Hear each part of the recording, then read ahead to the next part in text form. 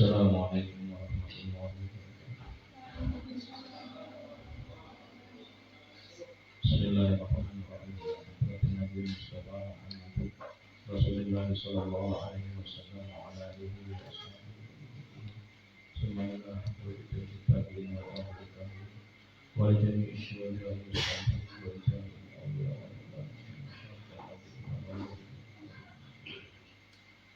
wa ila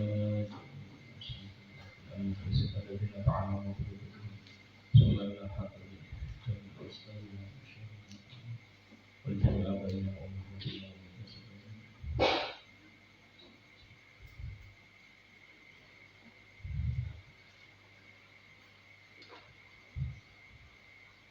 الفاتحة. بسم الله الرحمن الرحيم.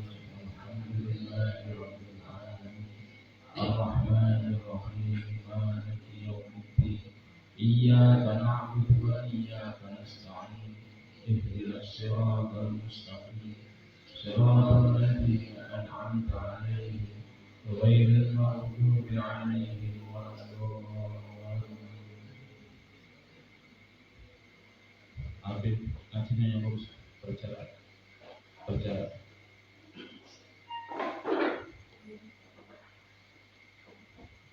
Tolong yang bersih yang badan, ya kiri.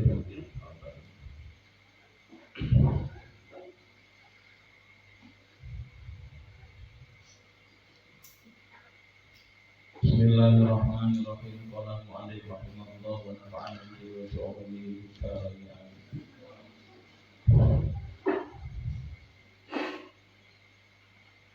walaula mu'anatu hadhil asya'i lam yatahaqqaq as-sayr was-suluk. Walaula mu'anatu hadhil asya'i, lamun ora ono utawi, jikalau saja tidak. Walaula mu'anatu hadhil asya'i, lamun ora ono utawi pertolongan ikilah suci-suci.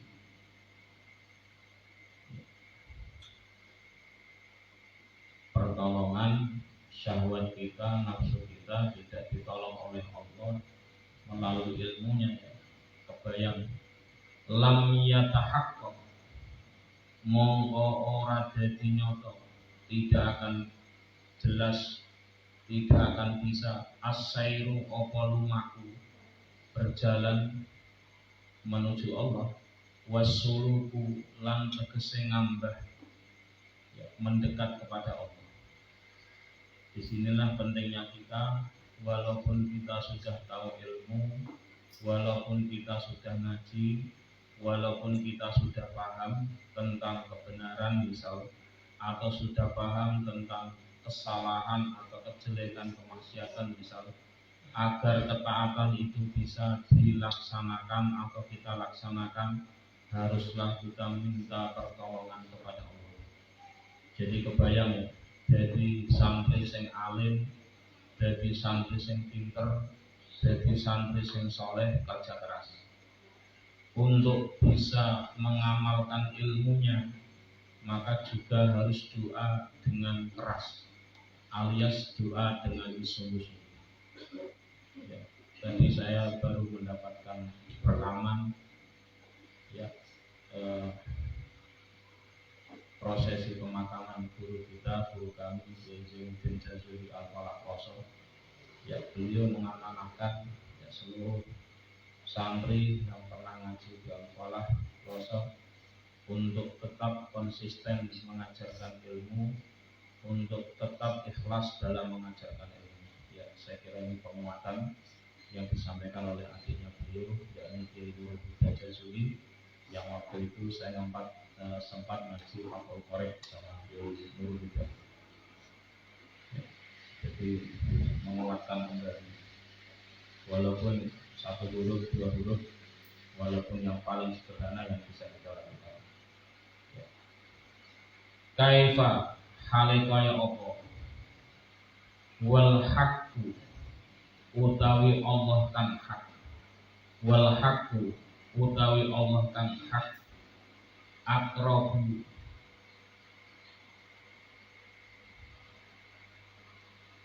iku luwih parek sapa Allah al-haq ilaika maring sira min nafsika saking awak ira. Itu. Sekarang dilanjutkan satu statement penjelasan hikmah. Jikalau saja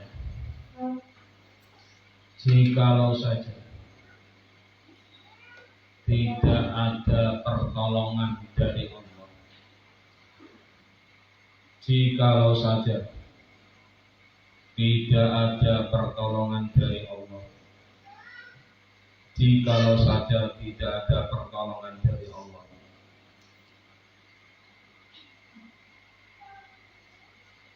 tentang pengendalian nafsu syahwat kita, dalam pengendalian nafsu syahwat kita, maka sungguh tidak akan ada, maka sungguh tidak akan ada proses berjalan menuju Allah Subhanahu wa ta'ala,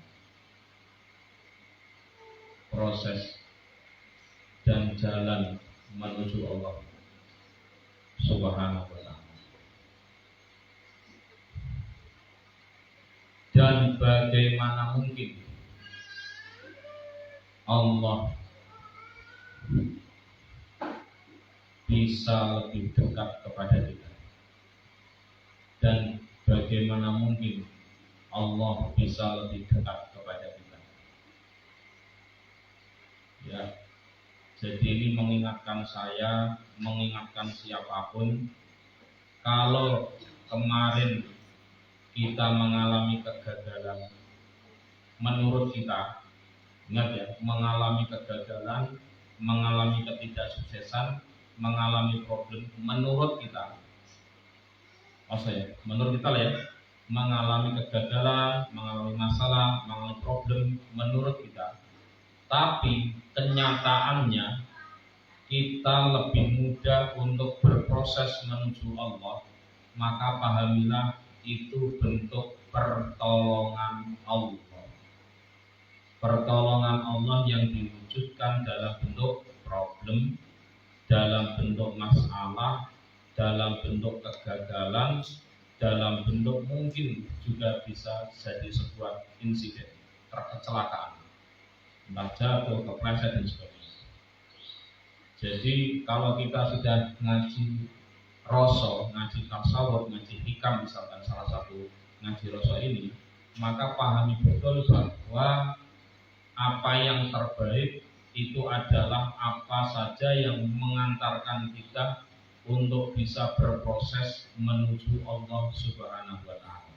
Semoga dengan adanya pandemi kita bisa melihat bahwa ini adalah salah satu cara Allah untuk membuat kita agar lebih bisa berproses, berjalan menuju Allah dengan sebaik-baiknya. Amin ya rabbal alamin. Maaf saja yang tidak diterima di perguruan tinggi X, yang tidak diterima di pekerjaan X, begitu ya, yang mengalami permasalahan X, apapun itu, kalau arahnya adalah saat ini kita diantarkan oleh masalah, diantarkan oleh Allah melalui problem masalah menuju proses menuju Allah lebih baik, yakinilah itu adalah al-mu'anatu minallah, bentuk pertolongan dari Allah. Maka disorientasi kita harus benar-benar ya mengatur ulang orientasi, harus benar-benar ukurannya jelas. Pokoknya apapun aktivitas kita, apapun kegiatan kita, kalau arahnya as-sairu was-suluku, proses menuju Allah untuk lebih baik, yakinilah itu adalah cara Allah untuk menuntun kita agar kita menjadi lebih baik. Amin ya rabbal alamin. Jadi kita didewasakan oleh masalah, kita didewasakan oleh sakit, kita didewasakan oleh Allah melalui maaf, kekurangan dan seterusnya. Wal falbu'du mongko utawi adoh jauh al hissiyu kang bangsa indra wa huwa hale utawi al bu'du al hissi al musafatu iku jarak allati tatwi kang lempit allati tatwi kang lempit melipat ha ing al masafah rihlatuka apa perjalanan ira wal bu'du utawi adoh al maknawi kang bangsa maknawi hakiki. Jadi lawannya hissi itu maknawi. Kalau boleh saya konversikan dalam kajian filsafat, hissi itu kebenaran indrawi. Kalau maknawi itu kebenaran esensialisme. Maaf yang belum kuliah atau yang baru kuliah semester 1 atau belum kuliah, nanti kalau Anda baca bisa ketemu. Ada aliran yang empirisme bahwa kebenaran itu diukur dengan indera. Yang kedua, dari sekian banyak aliran nanti ada aliran esensialisme. Aliran yang menyatakan bahwa kebenaran itu ya sesuatu yang bisa dirasakan, ya, tidak menggunakan indera tapi dengan hati, dengan akal. Nah, al-maknawi itu face to face lawannya al-his. Nah, di sini beliau mengatakan saya bilang baiklah fal bu'du al-hisyu huwa al-musafatu allati tafiya rihlatuka wal bu'du al-maknawi wa hiya hale utawi al-bu'du al-maknawi al-qit'atu iku potongan allati tambu kang lebur ha ing qit'ah potongan wuslatuka apa tumekani sira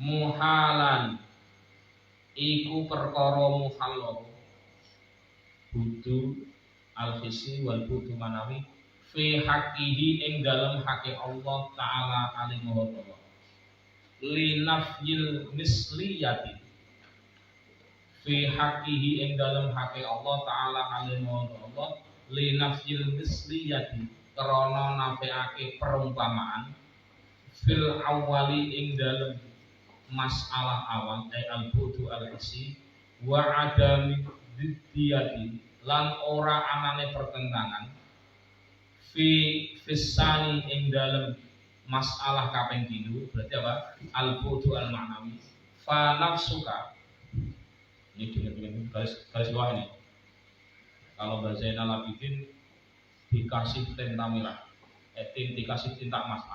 Kalau ada statement penting, ada makalah penting, Mbak Zainal itu ngendika iki kudu dikai tinta merah, dikasih tinta emas, berarti apa?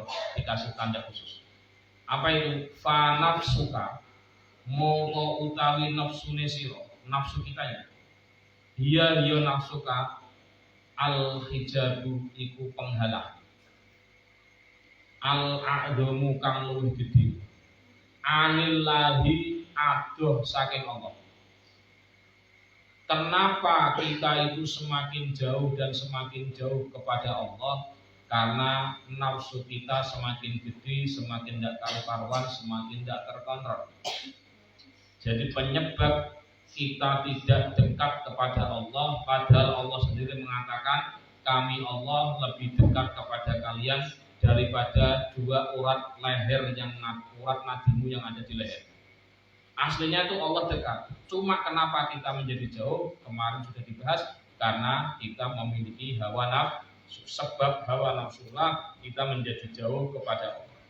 Nah, di sini diterangkan oleh Sayyidina Ta'ilah fa nafsuka hiya al-hijabu andumu anillahi wa bi mujahadi lan kelawan merangi nafsu wa qam'iha lan mukul nafsu melawan menghancurkan wa mautiha lan matine nafsu ira tasilu iku tumeka sira ilallahi maring Allah.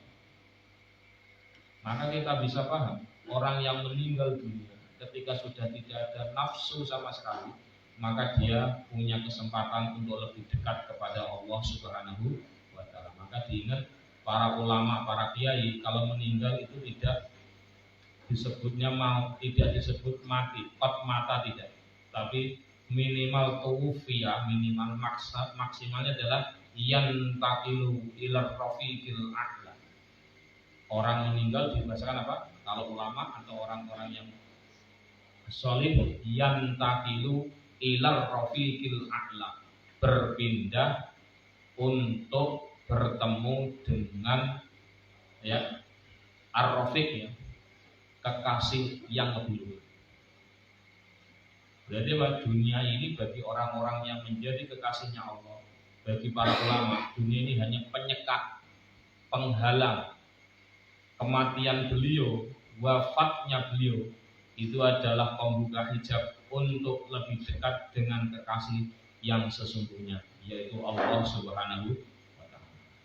Itu makanya kita harus pahami ya, nafsu kita di dunia yang menyebabkan kita jauh dengan ibadah karena kita terorientasi dengan kesenangan dunia. Dawe Yai Zainuddin Jazuli yang sering diulang Yai Zainuddin almarhum itu mengatakan, jadi ad-dunya jibah wa tullabuha al-kilab. Ini harus dipahami secara proporsional ya. Dunia itu kal jibah, seperti bangkai. Ya. Wa tullabuha, yang mencarinya kal kilab, ibarat kayak dog.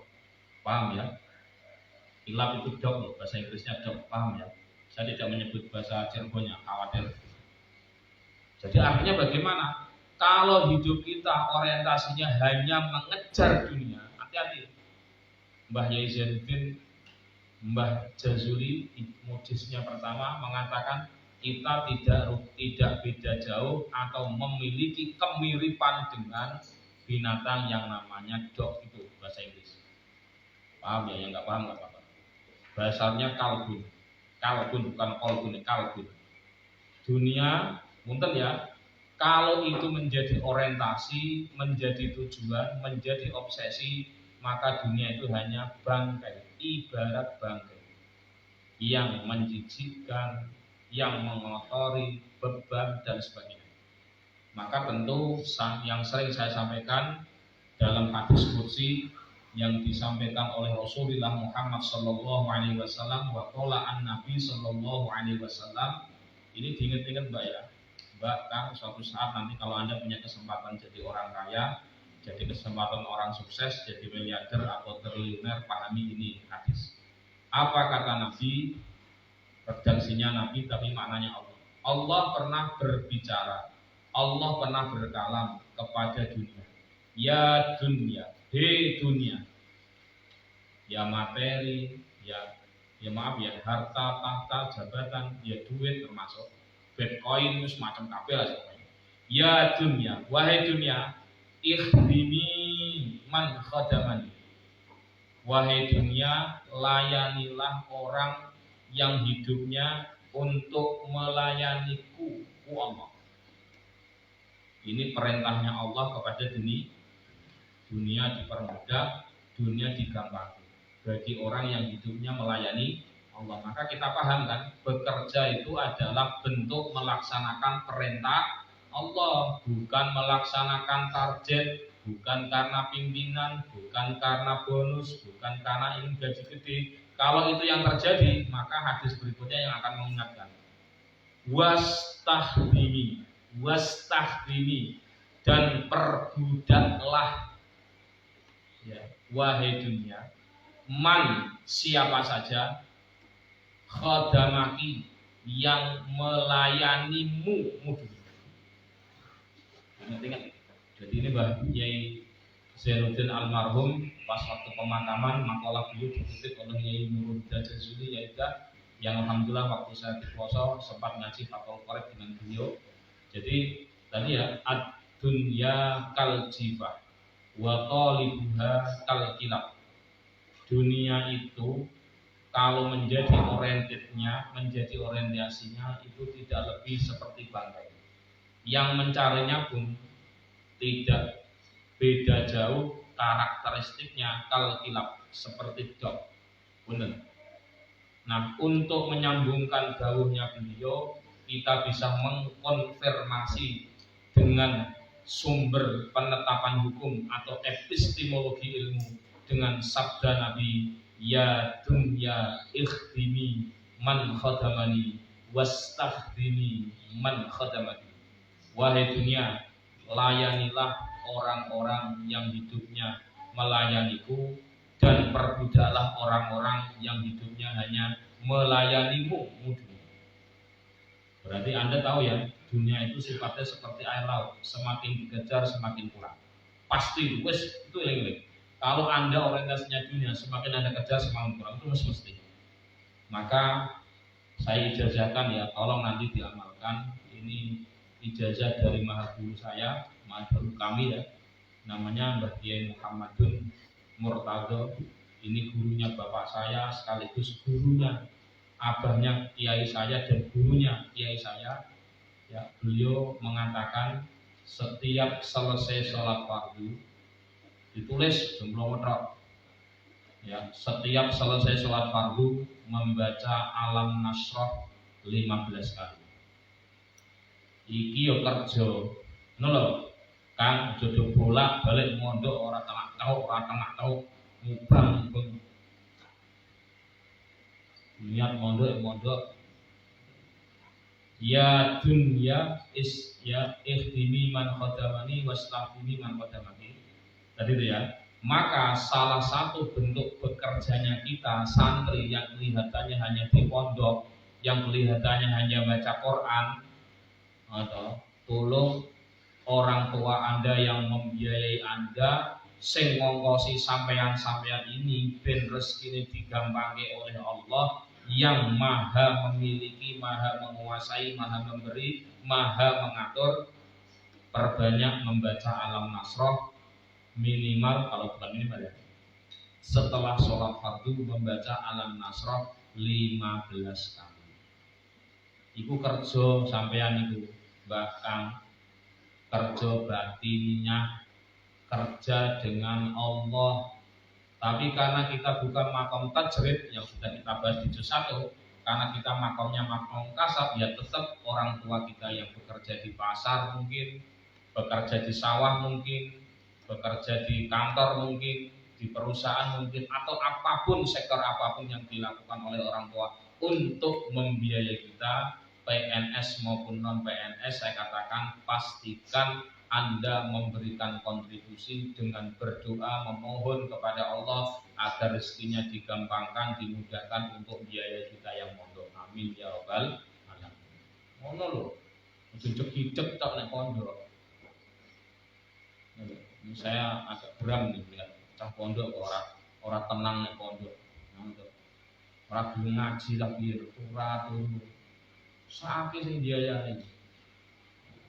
Ya nggak apa-apa lah, orang tua Anda nggak datang ke saya itu nggak apa-apa, nggak penting bagi saya.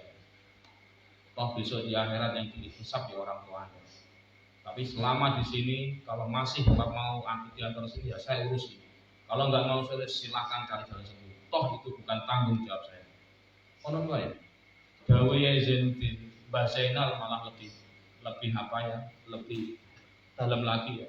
Wes pokoknya santri-santri Krapyak atau nek mau bali kudu mulak, santri-santri Krapyak kalau pulang harus ngajar meskipun yang diajar cuma satu orang.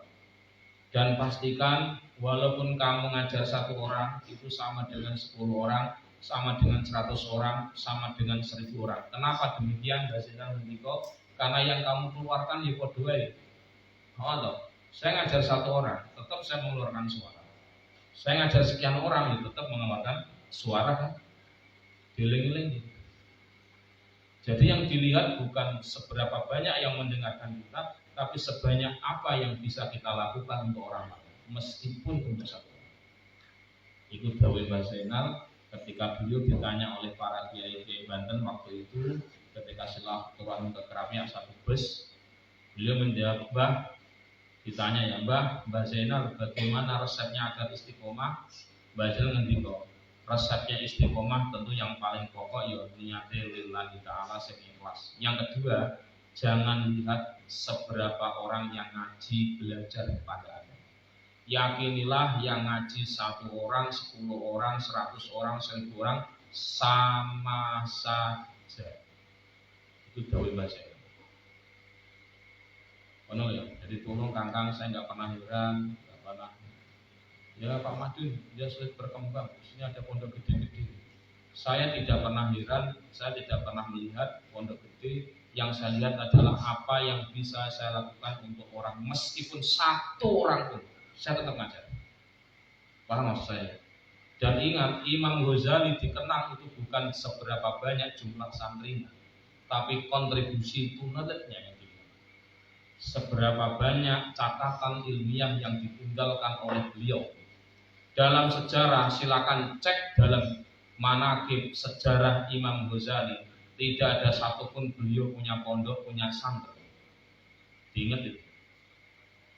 Dan ingat, yang akan menjadi kenangan terindah kita di dunia bukan banyaknya santri, bukan banyaknya orang yang follower kita, memfollow kita, mensubscribe kita, tapi yang kenangan terindah adalah kemampuan kita untuk sujud kepada Allah melalui sholat itu. Jadi jangan heran menunggu itu. Kenapa di Jawa Tengah secara umum santri nggak banyak-banyak? Minimal jalurnya malah tidak ingin dikasih santri banyak. Karena Pak beban, hisapnya angel. Saya kita ngurusi rumah sendiri, saya punya anak, punya istri kok. Ngurusi santri beling-beling ya tak kandani. Nek saya gelem anut bali ra gelem ya wis pilih jalan sendiri. Ono wae enak kok. Iya kan? Tahu kalau santrinya ribuan, saya pastikan yang ngajar itu bukan dia, asisten. Anda dengar kan? Bekerjalah di perusahaan yang Anda bisa ketemu langsung pimpinannya, leadernya, karena Anda bisa belajar langsung. Konon loh, itu prinsipnya. Maka saya pesan kepada teman-teman, pahami betul, ya kan, cara ngaji yang baik, cara ngaji yang benar, agar kita itu ada ketersambungan ruhaniyah dengan guru-guru kita. Lalu gurunya rapati ikhlas ngakune ya megah. Artinya piye? Ya sauri uripe dhewe, ora tanggung jawab awak dhewe. Bukan tanggung jawab kita. Yang mau saja diurusi, emangnya kami harus perhatikan. Ya yang diperhatikan lebih banyak daripada 1 2. Apalagi kalau saya ngobrol sama Umi, ya wes yang mau saja bi, yang enggak mau sudah tinggalkan saja. Kayak kurang kerjaan saja, rewel kakak ngomong kakak syarat ini itu. Gimana pondoknya, apa ini ada apa tapi seramak, enggak ada apa-apanya pondoknya. Dan selalu saya ingatkan, ini lebih ngeri lagi. Kalau ada santri mondok di sarang, mengeluhkan air, karena problem terbesar mondok di sarang itu adalah air dan tempat tidur sangat desek-desekan. Ditanya, kenapa kamu nggak betah mondok di sarang? Iya, airnya sulit, fasilitasnya sangat terbatas, tidurnya aja nggak bisa lurus. Tidur itu hanya kakinya itu hanya ditekuk. Jadi ditekuk nggak bisa lurus. Saking sempitnya kamarnya Al-Anwar atau Mus atau Mis kali. Apa yang terjadi? Santri sarang ngomongnya enak banget. Terkenal santri sarang kalau ngomong tegas lugas. Kamu ke sarang nyari air apa nyari ilmu? Kalau kamu nyari ilmu, sana cari di Gunung Merapi sana. Di Kaliurang itu banyak air itu, bersih itu. Kalau kamu cari tempat yang nyaman, sana tuh hotel bagus-bagus. Nah, saya harapkan teman-teman jangan keluhkan apa yang ada di sini. Karena yang dicari di sini bukan sarana prasarana, tapi ilmu. Di titik ini saya mengikuti taklid syarat. Punten-punten. Di Lirboyo saya juga sama. Beberapa kali liburan saya mainnya ke Lirboyo. Teman saya di Lirboyo banyak. Meskipun kami di pelosok, kalau liburan ke Lirboyo ya gantian. Kalau di pelosok dan tiap hari ketemu karena kita di pelosok. Itu begitu. Jadi ojo rewel. Latihan mandiri, latihan hidup sederhana. Bahwa Anda nanti akan ditinggalkan orang tua dan Anda harus siap untuk menjalankan hidup dengan kemandirian. Lampunya nyamuknya banyak.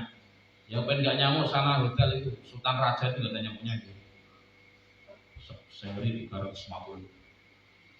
Turun tak suami. Saya ini antrinya kamar mandinya antri nggak 1 orang 1. Banyak itu kos-kosan milik belakang 10 sebulan 15 juta atau setahun, banyak itu. Maka kalau kita sepakat bahwa yang kita cari di sini adalah ilmu, maka semua yang terjadi, semua problem itu tidak akan menjadi masalah. Maka saya betul ketika abah saya ngasih nasihat Muhammadun, saya dulu waktu ngaji sama ngaji Alfiyah ya sama Kiai Muhammadun guru abah saya, karena pengen ada kecipratan kayak Mbah Muhammadun, nama saya dinamakan Muhammadun. Ini biasanya Mbah Maimun Supir, Mbah Supir ya. Mbah Supir punya putra namanya Mbah Maimun. Mbah Supir punya putri namanya ya punyai ya, Salamah. Punyai Salamah itu dinikahi oleh Kiai Anik, Kiai saya. Kiai saya namanya Kiai Anik, terus abahnya namanya Mbah Muhammadun. Berarti antara Mbah Supir sama Mbah Muhammadun itu bisa. Beliau ngaji waktu ngajarin Alfiyah ke abah saya dan beberapa santri termasuk bapaknya Masulil Absar Abdallah, itu satu kamar dengan abah saya. Kebetulan namanya sama Abdullah, cuma Masulil dikasih Abdallah, kalau saya Muhammadun Abdullah. Apa itu terjadi? Muhammadun di dalam Alfiyah itu ada nanduman yang menggambarkan kehidupan santri. Kasyif beri ardon wa ma nawaini aslan wa tamron. Bocah nyantri itu gambaran hidupnya adalah tempatnya hanya sejengkal. Ia hanya untuk nendeleh ke awak, meletakkan tubuh. Yang penting cukup untuk itu. Wa manawaini aslan wa tamron, makannya itu hanyalah beberapa biji-bijian, wa tamron, dan satu biji kurma, untuk menunjukkan makannya santri itu prihatin. Maaf saja, meskipun kalau sini nggak prihatin banget. Umi itu mesti ribut. Cah-cah ya kasihan dikasih kisi-kisi. Artinya begitulah. Ya, kalau saya itu ya nggak heran. Ya santri yang makannya hanya ini nggak prihatin. Biasa saja karena saya sudah mengalami masalah seperti itu. Jadi tolong Anda sekali lagi kalau Anda ketemu dengan di sini Darul Madinah, pastikan mentalitas yang saya bangun adalah mentalitas ala sarang. Yang kita siapkan di sini bukan sarana prasarana, tapi yang kita siapkan di sini adalah yuk bareng-bareng belajar ngaji, yuk bareng-bareng belajar ibadah, yang itu insya Allah kita usahakan untuk bisa dilakukan istiqomah tiap hari. Jadi dengan adanya pandemi saya lebih konsentrasi untuk jamaah, saya lebih konsentrasi untuk ngaji. Apalagi dapat suntikan motivasi tadi. Kayaknya kalau saya nggak ngaji itu dosanya tidak untuk saya, tapi saya berbuat dosa untuk guru-guru saya, untuk guru-guru saya, termasuk Yaidin yang sudah wafat. Kami ikut memberikan dosa kepada beliau kalau kami tidak ngajar, kalau kami tidak menyampaikan amanah-amanah itu. Yang kedua, yang disampaikan oleh Yai Nurul Jazuli, kita harus meniru keikhlasan Yai Zainuddin Jazuli dalam memimpin sebuah organisasi, dalam sebuah perkumpulan, karena itulah yang menjadi sumber kekuatan.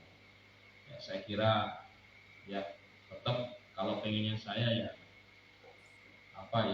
standar gitu ya. Standar ya gimana ya. Ya bangunannya ya keren. Tapi ya itu nafsu tentang saya.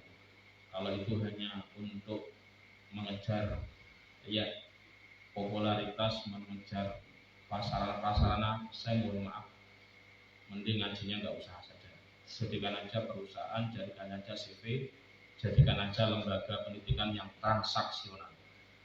Uang gedung ketok 10 juta, punten, nggak usah nutup mata mbak kangkang ini. Mondok di Cirebon angkanya sudah di angka segitu. Ada yang segitu, 15 juta, 10 juta. Saya nggak pernah melirik sekalipun sedikit pun nggak kepengen. Hak saya nggak kepengen. Maaf ya, saya orang bayar oleh tak bayar, punten ya. Dan Anda kalau bayar itu bukan untuk saya. Catat baik-baik. Saya orang bayar ya silahkan, itu hak Anda dengan pondok. Ingat-ingat. Ya, jadi artinya ini foto-foto. Kita mampunya seperti ini, gelar seperti ini. Jadi ya ini yang diajarkan guru-guru kami untuk tidak memberi apapun. Pondok kok begini Pak Madun, kok nggak ada apa-apanya, atau nggak ada kantornya, atau nggak ada ruangannya kok blong-blongan kayak barak pekerja proyek bangunan sing celana sing bantar untuk penting sing kangkang ya mampunya saya seperti itu. Kalau mau ya silahkan, enggak apa-apa, paham ya? Mentalitas yang saya bawa ke Cirebon adalah mentalitas Jawa ya, jadi saya tidak akan pernah membebani santri, syukur-syukur saya menerima, itu komitmen saya. Umi karena orang Jawa Barat Cirebon ya nggak bisa komentar. Ya masa si Abi malah ngundang, nggak mungkin. Ya mungkin. Kalau kamu berbicara kekurangan kamu di pondok di depan saya kasih waktu. Jadi ini mentalitas kami. Jadi ya mohon maaf ya Mbak Kakang. Semoga ini menjadi apa ya distingsi Anda ke depan dalam menyampaikan dakwah ke depan. Jadi harus benar-benar ikhlas, sampaikanlah ilmu walaupun satu huruf, dan pastikan ikhlas adalah menjadi bagian dari belajar Anda. Ya, saya melihat saya dulu kesini ke Cirebon yang nggak bawa apa-apa, maaf ya, ₹1 juta pun juga nggak bawa. Saya masukkan betul itu ketika saya nikah itu yang nyamoni saya itu Pak Agus Mampu 500.000 pesan. Nah, orang tua jelas nyamoni doa dan nyamoni apapun tidak saya hitung orang sangat banyak. Orang lain yang nyamoni saya tahu Mama dulu itu sama. Lumayan seminggu jalan-jalan cukup kan. Deal saya. Waktu itu di pelaminan mau pulang besar. Uang disakukan tempelkan senang saya. Dan langsung saya berikan kepada semua uang itu bawa kabeh. Saya nggak punya apa-apa. Menerima saya seperti ini. Jadi ya mohon maaf ya, tidak pernah kebayang ada pondok, tidak pernah kebayang ada tempat seperti ini, tidak kebayang ada orang mewakafkan tanah, tidak kebayang ada orang yang mau datang, tidak ada urusan. Kalaupun ada yang datang seperti Mbak Kakang, saya meyakini adalah berkah saya, khidmah sama Kiai Anif, khidmah saya kepada Kiai Zainal, khidmah saya kepada Kiai Kerakyat, Mas Saya Kerakyat, Kiai Kloso maupun orang-orang tua kami yang sangat mempedulikan bagaimana kehidupan santri, ben do iso ngaji piye caranya. Orientasinya cuma itu, ben piye caranya do iso ngaji. Orang ben piye caranya pondoknya keren, tidak ada dalam benak pikiran orang tua saya. Ya. Ingat-ingat terus lanjut.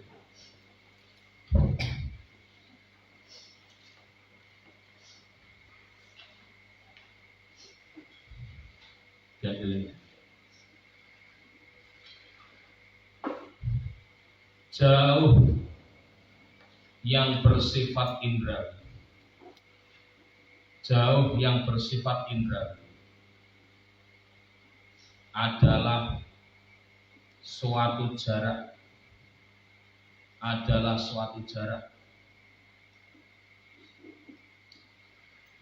yang akan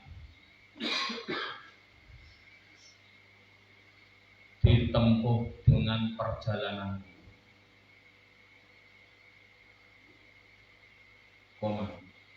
jauh secara maknawi,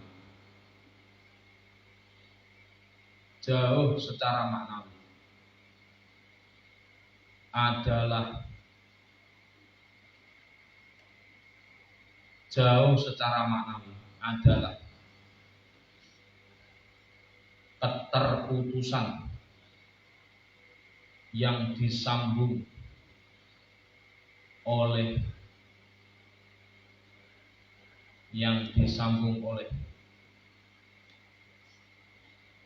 keberadaanmu yang dekat kepada Allah,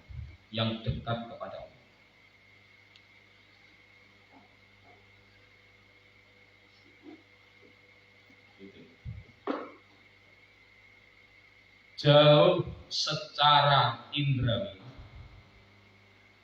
maupun secara maknawi,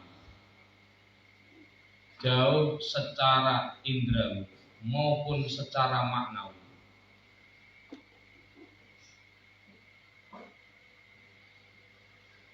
jauh secara indrawi maupun secara maknawi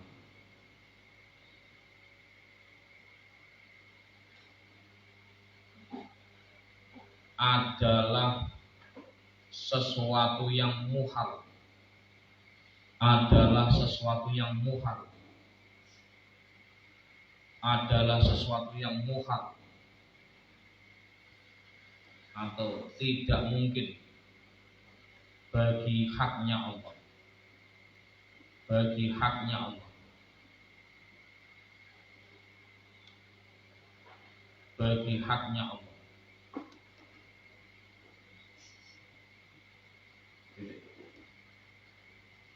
Dikarenakan tidak mungkin adanya kesamaan antara Allah dan manusia, dan tidak akan ada pertentangan dalam makna jauh secara maknawi, makna jauh secara maknawi atau hakiki. Gitu. Ketahuilah, nafsumu itu adalah penghalang terbesar. Ketahuilah, nafsumu itu adalah penghalang terbesar. Penghalang terbesar. Penghalang terbesar.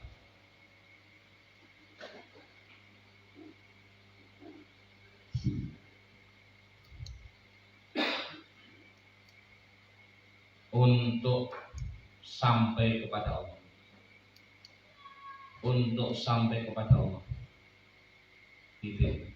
Maka dengan memerangi nafsu, maka dengan memerangi nafsu, menghancurkan nafsu,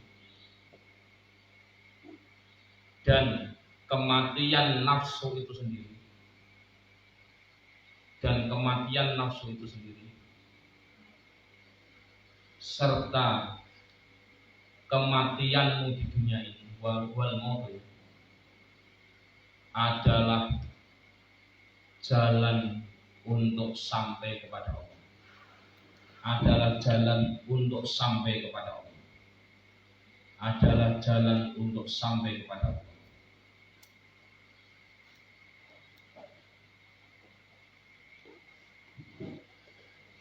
Ya, berarti kita ini tidak akan pernah sampai ke Allah kalau kita belum pernah mati. Maka kita bisa paham ya kenapa ya Syekh Abu Yazid Al-Bustami, seorang ulama sufi besar, ketika meninggal dunia, santrinya nangis dimarahi karena beliau akan ketemu dengan Allah yang ditunggu-tunggu, kok malah ditangisi. Kamu kok nangisi saya bahagia, kamu kok nangis. Itu bisa dipahami karena menggunakan teori. Terus waqala Abu Madyan, waqala lanus ngendika Abu Madyan, sapa saya Abu Madyan, man utawi sapane wong lam yamut kang ora bisa mateni mengendalikan sapa man nafsahu ing nafsune man lam yaro mongko ora bisa ningali sapa man al haqqa ing Allah kang bener.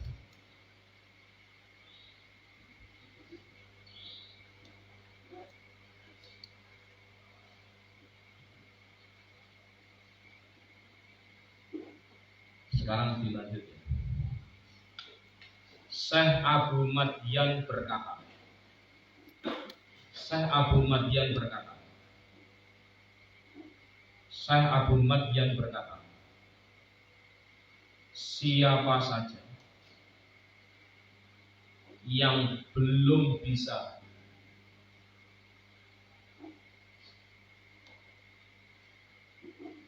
menghentikan nafsu, siapa saja yang belum bisa menghentikan nafsu, maka dia tidak akan pernah bisa melihat Allah Ta'ala. maka dia tidak akan pernah bisa melihat Allah Ta'ala yang maha benar. Itu ya. Ini kalau kita manai pakai makna tasawuf. Tapi kalau makna konven, makna umum, ya siapa yang masih terkendalikan oleh nafsunya, dia tidak akan bisa melihat kebenaran. Ya, jadi makna umumnya gimana? Siapa yang masih belum bisa mengendalikan hawa nafsunya, kesenangannya, hobinya, ada yang tentu hobi kesenangan ini jauh dari tuntunan, maka dia tidak akan pernah bisa melihat kebenaran. Maaf saja ya, kita tidak benci sifat kita tidak benci, hanya prihatin saja. Punten, prihatin dan mendoakan. Teman-teman kita, tetangga kita mungkin Cirebon termasuk warning, termasuk kota yang banyak terjangkit penyakit narkoba. Orang yang sudah ngefly, sudah pengaruh narkoba, tidak akan pernah bisa melihat kebaikan, tidak akan pernah bisa melihat kebenaran. Nauzubillah min, karena terkendalikan oleh nafsu. Contoh yang paling gampang, ya sama. Kalau orientasi kita hanya sesuatu yang selain Allah, maka kita tidak akan pernah melihat Allah. Yang dikejar hanya materi dunia, ya kita tidak akan pernah melihat akhirat. Lalu mesti lalu. Nauzubillah min. Jadi apa ya? Kan saya sering ngomong, apa yang kita lakukan sesuai dengan apa yang kita ucapkan. Apa yang kita ucapkan sesuai dengan yang kita pikirkan. Apa yang kita pikirkan sesuai yang kita lihat, sesuai yang kita dengarkan. Maka kita bareng-bareng berharap tiap hari, kenapa kita ngaji kok tiap hari. Ya harapannya gini, tiap hari agar kita mendengar kebenaran, kebaikan melalui ilmunya ulama. Tiap hari biar kita melihat kitab, melihat tulisan ulama, alias tulisan-tulisan dari pendapatnya ulama yang baik-baik itu, agar pikiran kita menjadi baik, ucapan kita baik, tindakan kita menjadi baik. Itu maknanya. Urut-urutnya begitu. Apa yang kita lakukan itu sesuai apa yang kita ucapkan. Apa yang kita ucapkan sesuai yang kita pikirkan. Apa yang kita pikirkan sesuai yang kita lihat, sesuai yang kita dengar. Maka kalau pengen kelakuan kita baik, ya seringlah mendengar yang baik, seringlah melihat yang baik. Sering mendengar yang baik, melihat yang baik, maka akan muncul pikiran yang baik, akan keluar kata-kata yang baik, dan akan muncul tindakan yang baik. Ingat-ingat, kenapa urgensinya ngaji kok mondok bukunya, ada kitabnya. Maka bagi kami yang mondok di pondok-pondok salaf ini, nggak kebayang, nggak bisa mikir, nggak bisa paham loh. Orang tak ngaji, orang bawa kitab, orang bawa buku itu apa ya? Maaf saja ya. Pengajian budak, pakaiannya putih-putih ya, meyakinkan. Ada, sudah membuangi. Tapi nggak ada yang dicatat, nggak ada yang ditulis, nggak ada yang dilihat dalam tanda kutip. Ini apa-apa nih? Dalam benak kami nggak masuk. Apalagi kalau kita menggunakan pendekatan kloso, serang masuk dinas. Al ilmu saidun wal kitabatu kaidun. Ilmu itu ibarat binatang buruan, ya. Tulisan, catatan itu ibarat talinya. Wong sudah tahu kalau binatang buruan itu nyarinya susah. Ketika ketangkep kok dibiarin, nggak ditali, nggak diikat kan gitu. Ya mesti gimana ya, lepas tuh. Itu doktrin kami di Kediri ya. Jadi, ya mohon maaf ya, kecuali ibu yang sudah sepuh, memang kita ya ini. Kadang saya menerangkan 4 kali saja nggak paham. Ya wis rapopo, minimal dapat pahala mendengarkan. Tapi yang masih muda-muda, apalagi film milenial, orang bawa buku, orang bawa kitab, orang bawa dokumen itu opoan. Mau ikut pengajian, nggak apa kita nggak ada. Nah ini apa? Ya apa sih? Dalam konteks orang awam ngapain? Oh mau belum ngaji istimewa, oh bagus gak? Bagus. Tapi kalau mau jujur-jujuran, mengikuti Dewi Mbah Hasyim Asy'ari atau ya orang ideal, atau nah ini Dewi Mbah Hasyim lagi mumpung ingat, belum mengingatkan luruh ilmu, mencari ilmu butuh proses, dan prosesnya harus lama, nggak bisa instan. Itu lewat YouTube, lewat internet. Kata Mbak Zainuddin, yang instan, yang cepat itu bukan ilmu, tapi martabak sama mie. Tahu?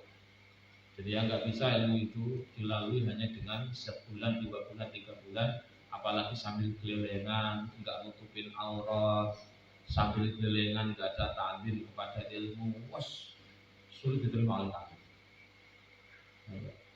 Guru-guru kami ngaji puluhan tahun, sampai meninggalkan keluarga, sampai diancam dibunuh oleh benda Belanda, macam-macam dinamikanya. Aku jujur ya, saya ngaji jurumnya itu kalau saya hitung minimal 5 kali dengan abah ngajar. Kalau nggak bisa suruh kaki berdiri di madrasah dunia, ngajar lah, belajar lah. Saya mondok jurumnya lah, di Pati, di pelosok ketemu lah, diaman ngaji lah. Nah itu minimal ngaji jurumnya. Ngomongnya sih ngaji jurumnya.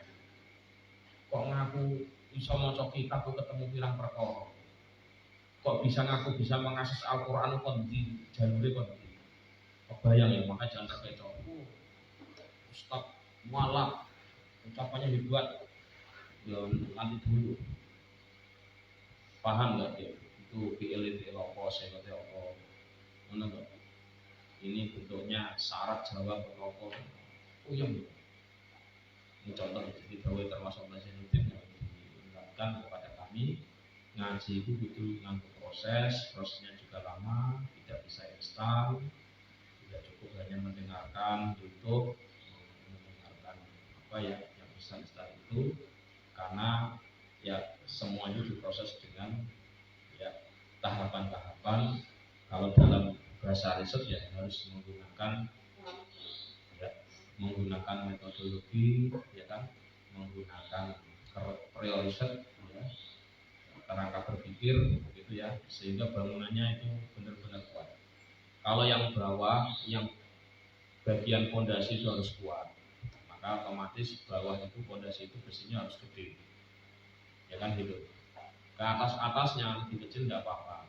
Nah fondasi yang paling bawah kalau ngaji ya nahwu soroh misalkan, jadi ya mohon maaf ya, kita nggak pernah mudah terkecoh ya apa ya yang tampil di media-media itu di saat ya, epistemologi ilmunya, sumber pengetahuannya tidak dilalui secara bertahap atau tidak melalui proses.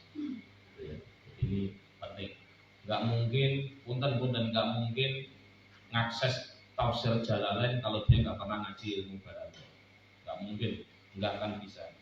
Karena banyak sekali kalimat-kalimat ilmu balaghah, ma'ani bayan badi yang diajarkan dalam tafsir Jalalain. Punten. Tafsir Ibnu Katsir cenderung tidak ada, hampir tidak ada.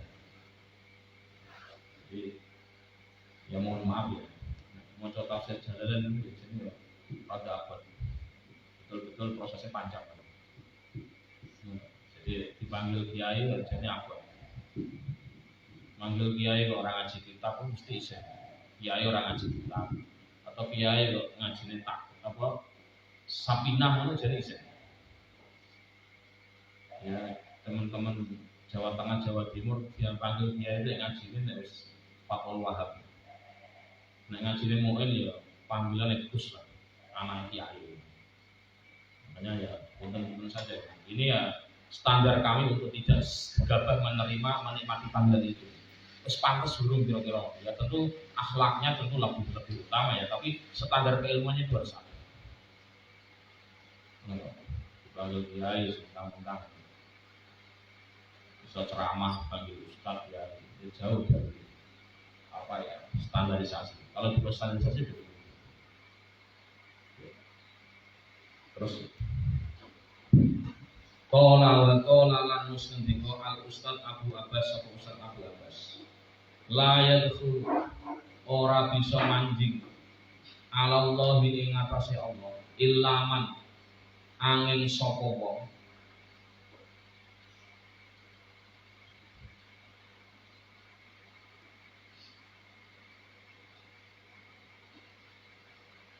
illa ya illa min babenya angin layat itu orang manjing Ya, sapa wong minallahi saking Allah illa min babaini angin saking pintu loro. Seseorang itu tidak akan bisa masuk ke dalam tidak akan bisa ketemu dengan Allah kecuali dengan melalui dua pintu. Babul fanai, bab fana, lebur tidak pernah merasa ada di dunia ini. Al akbari kang gede, wa huwa utawi al fana al akbar al mautu iku mati. At-tabi'i kang bangsa tabiat. Wa babul fanai lan bab fana lebur hancur. Alladzi tu'in kang njaluk pitulung sapa sira hum ing fana hadhihi taifati ing ikilah golongan. Jadi ketemu dengan Allah yang hakiki itu memang syaratnya harus mati. Sering kan mati adalah pintu untuk bertemu dengan Allah. Tapi di dunia ini kita bisa dekat dengan Allah, caranya adalah dengan fana, yaitu apa? Menghilangkan hawa nafsu kita sehingga kita tidak ada lagi kepentingan-kepentingan duniawi yang menyebabkan kita orientasinya selain Allah. Kalau itu masih ada, jangan pernah mimpi untuk menemukan Allah dalam diri kita, meskipun sholat. Apalagi yang nggak sholat, jelas itu bukan Allah, jelas bukan bimbingan Allah. Orang baik tapi dasarnya bukan sholat itu jelas bukan bimbingan dari Allah. Paham ya? Yang sholat saja ketika belum fana masih terkendalikan nafsu, sholatnya saja tidak bisa mengantarkan untuk dekat kepada Allah atau mendapatkan bimbingan dari Allah Subhanahu wa taala.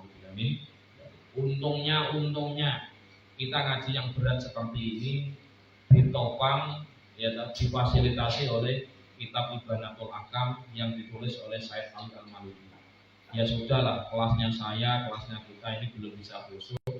Ya sudah, setelah sholat kita istighfar kepada Allah 3 kali minimal. Astagfirullahaladzim, astagfirullah. Kalau ijazahnya Said Ali ya astagfirullah. Kalau kita astagfirullahaladzim, astagfirullahaladzim, astagfirullahaladzim. Itu apa? Istighfari awake dhewe, meminta ampunan untuk diri kita dari sholat yang baru saja kita kerjakan, namun tidak bisa fana, tidak bisa melebur, tidak bisa menyatu dengan Allah. Yang kita pikirkan masih selain Allah. Sholat duha kepingine sugih piye jan. Maka Yai Mahrus Lerboyo ngendika ya menasehati, kalau kamu sholawat, kalau kamu ibadah, tolong keinginan hajatmu itu sampaikan dulu di depan atau nanti di belakang. Kesimpulannya pas sholat, pas ngaji, pas sholawat, yang Anda pikirkan adalah hubungan Anda dengan Allah, hubungan kita dengan Allah. Kecuali sujud suwi duha ternyata ya Allah, muka-muka rezeki yang di langit Engkau turunkan ya Allah, yang sulit saat ini Engkau mudahkan kalian sujud ayo harus kacau. Naudzubillah min mencampur adukan antara ibadah dan kehendak Allah. Dan itu sudah dikritik, di antara orang yang imannya lemah adalah mengkaitkan ibadah dan keinginan Allah. Jadi kalau kita ibadah itu satu ruang tersendiri, kalau kita meminta kepada Allah itu ruang yang berbeda.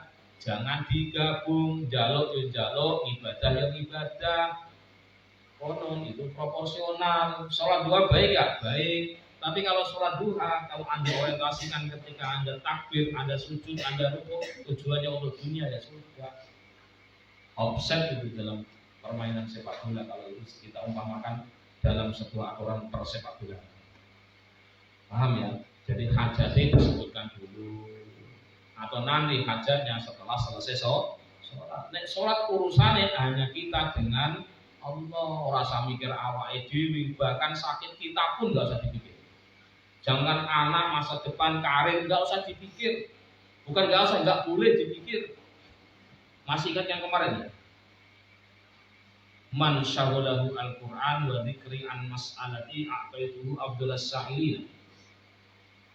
Mestinya itu sholat yang menjadi solusi adalah ketika sholat tidak ada yang dipikirkan kecuali antara kita dengan Allah. Caranya piye Kang Jana? Ya wis, pahami semua bacaan-bacaan, makna-makna yang Anda ucap ketika sholat.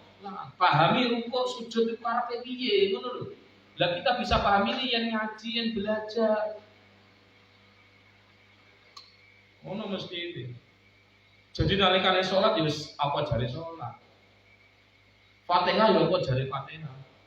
Bismillahirrahmanirrahim. Ya Allah, saya memulai apapun dengan menyebut namamu Ar-Rahman yang maha pengasih di dunia untuk orang mukmin maupun orang kafir, Ar-Rahim yang maha penyayang khusus untuk orang mukmin besok dari kiamat saja. Ya Allah, untung saya ada imannya, berarti saya punya kesempatan Engkau beri rahmatmu, kasih sayangmu besok dari kiamat. Malik Yaumiddin, Engkau lah Allah yang menguasai hari kiamat kelak.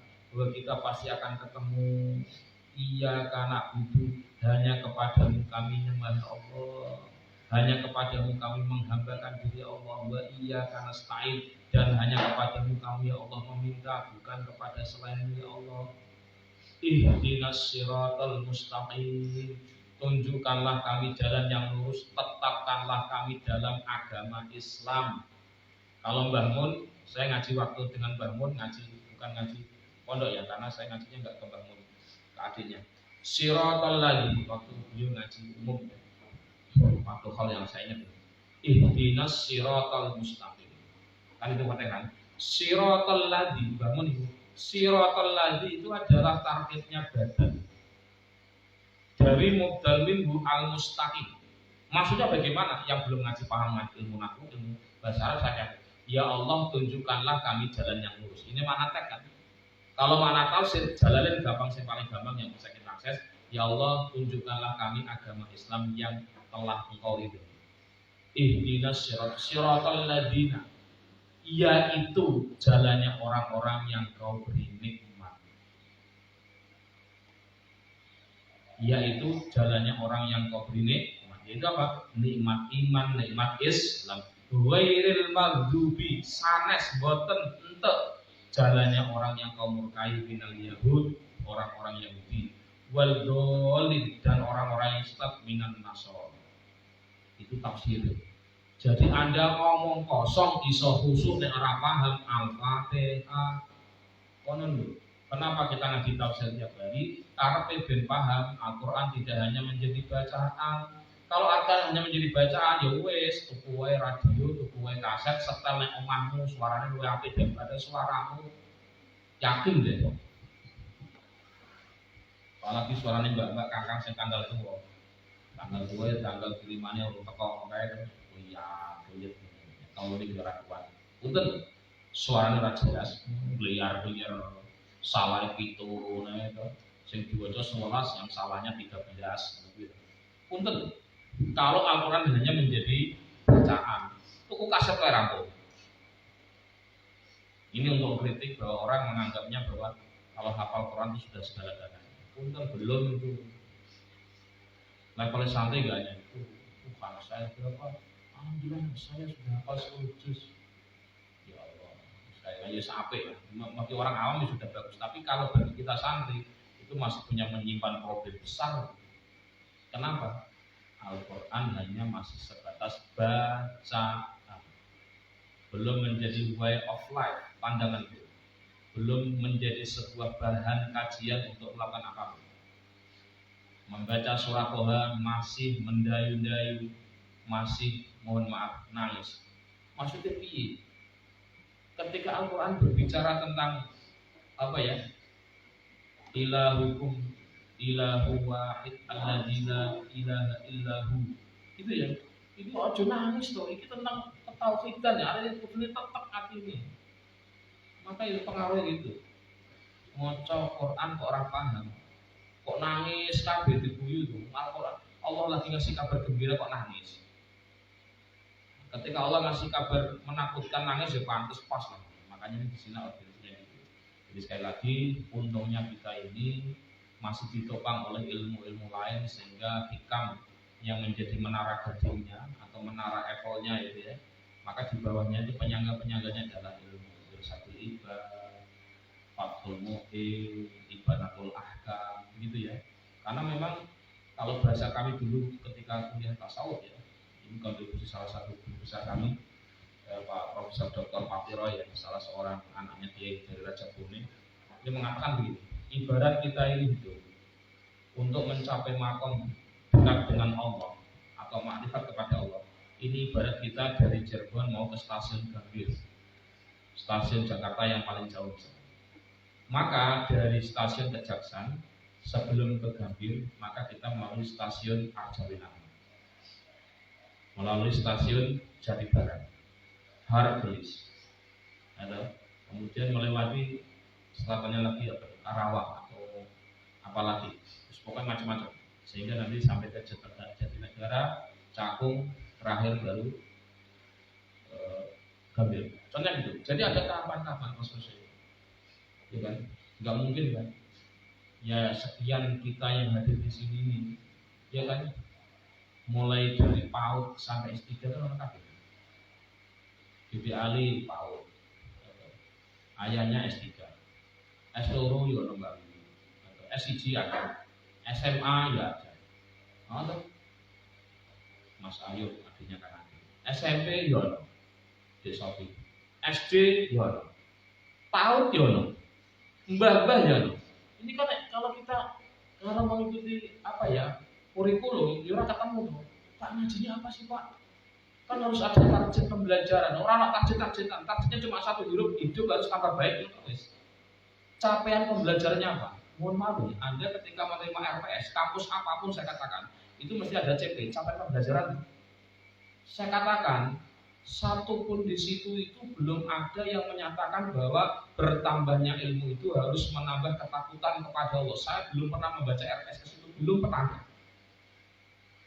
Maka kalau kita tanya, Pak, capaian pembelajarannya apa sih Pak? Capaian pembelajaran adalah kita tambah hari harus tambah takut kita kepada Allah. Itu capaian. Berarti kalau hari ini nggak tercapai, gagal saya tidak malu untuk mengakui itu. Posisinya saya. Tidak tambah takut kepada Allah. Tidak takut kepada Allah ya ini sekarang PDW ngeragul melu aturan, atau celonang-celonong, suntal-suntul. Itu sempat doa ya. Gimana takut kepada Allah? Takut aturan dunia nggak ada sih. Jauh kok. Jadi capaian pembelajaran apa? Menimbulkan rasa takut kepada Allah. Kalau teman-teman saya, ya teman-teman ya bagian tutor pendidikan nasional ya, tutor nasional itu mengatakan, yang saya sampaikan ya, inti dari pembelajaran adalah membangun kesadaran. Itu pokok itu bahasa terserah aja. Kalau kita enggak, bertambahnya ilmu kita, bertambahnya aktivitas kita harus menambah rasa takut kita kepada Allah. Ngomong mesti nih. Ya ini saya teori ya nggak apa-apa. Dan saya katakan ya saya masih belajar. Dan kita juga belajar. Yang ngevaluasi siapa? Ya kita sendiri. Ya kan? Saya kan nggak pernah jadi ngasih absen kan ke sini. Ya biar absen copot. Saya ngantuk orang. Siapa yang nggak hadir nggak pernah absen kan? Tapi datang sini loh. Bagi saya itu bukan kesuksesan gitu. Sama sekali. Meskipun teman saya kok bagus tuh Pak Madun. Di pesantrennya Pak Madun ada absen enggak? Kok bisa Pak ngaji semua? Ngaji? Hebat ya Pak? Enggak hebat kalau saya kan, tapi nggak saya ingat kan? Barangkali dia bukan orang pesantren yang ngomong kayak murni orang maaf saja. Saya sebutkan Pak, pakar pendidikan. Iya kan? Bisa Pak ya? Orang ngaji tanpa ada absen mau ngaji. Iya Pak. Terus apa yang dia ngaji? Ya nggak tahu Pak. Wong mereka datang juga nggak pernah saya suruh Pak. Betul nggak? Jujur. Apa pernah saya suruh ke sini? Enggak. Contoh itu. Ya makanya kalau saya masih ngurusi absen, ya apa bedanya saya ngajar di kampus dengan di pondok? Cek ketok transaksional ini maksudnya. Nah untuk bilangin, si orang nak takut-takutnya kepada Allah dulu. Anak sungkan-sungkannya kepada Allah dulu. Nggak ada syukur-syukurnya kepada Allah dulu. Hari ini yang berburu oksigen nggak bisa habis ini. Siap-siap barangkali kena COVID. Mbak-mbak kangkang kipas butuh ini loh. Cukup sak pondok atau mesti tambah syukur kepada Allah, tambah wedine marang Gusti Allah. Oke, COVID lebih, tapi lebih takut lagi neraka kayak ini. Nauzubillah min, mesti enggak begitu. Ya proporsional, asasnya proporsional. Makanya ini untuk Bapak Kakang ya, ini untuk saya sendiri dan untuk semuanya. Mari kita lagi-lagi hikam itu sebenarnya satu kata kunci, mengajak kita lebih dewasa dalam beribadah, lebih dewasa dalam beribadah, proporsional dalam menjalani kehidupan. Ngaji rasa itu di situ lah, larinya di situ. Sekarang belajar yang terakhir. Al Ustadz Abdul Abbas berkata,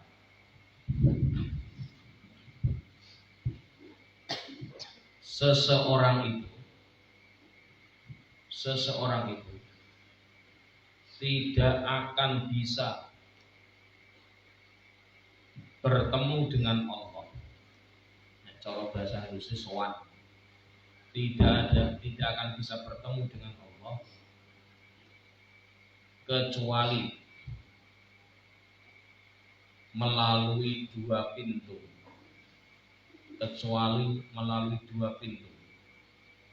Titik koma. Pintu fana yang lebih besar. Pintu fana, pintu peleburan atau ketiadaan. Apa lebih fana? Peleburan atau ketiadaan yang lebih besar, yaitu kematian.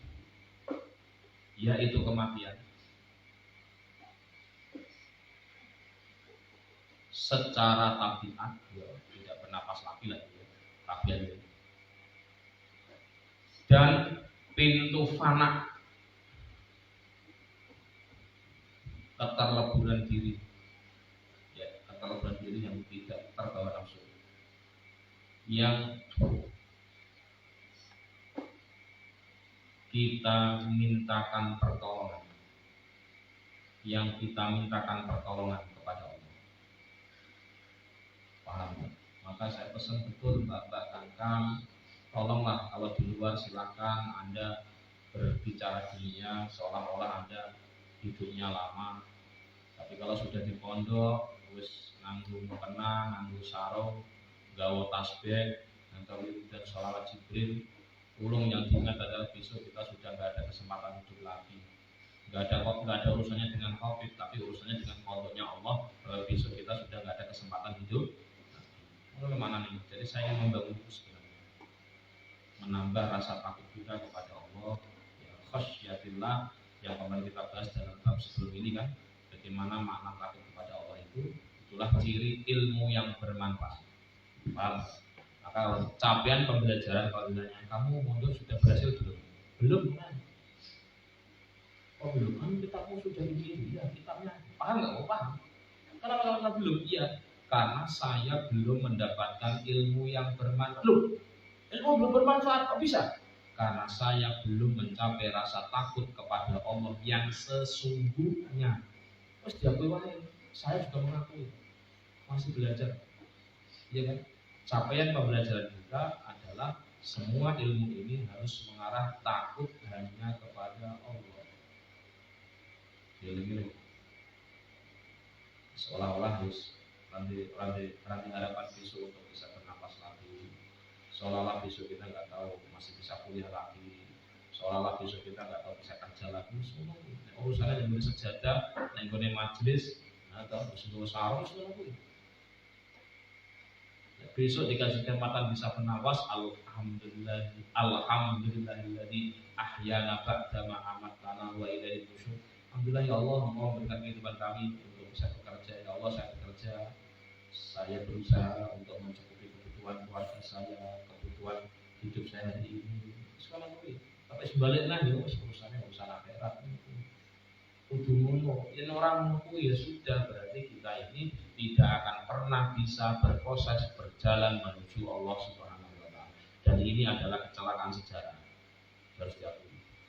Kecelakaan yang sesungguhnya yaitu, jadi kecelakaan sesungguhnya, kegagalan sesungguhnya, maaf ya, chaos yang sesungguhnya, kekacauan yang sesungguhnya adalah ketika kita tidak bisa lebih dekat kepada Allah, ketika kita tidak bisa reorientasi bahwa hidup ini harus kita pertanggungjawabkan kepada Allah Subhanahu wa Ta'ala.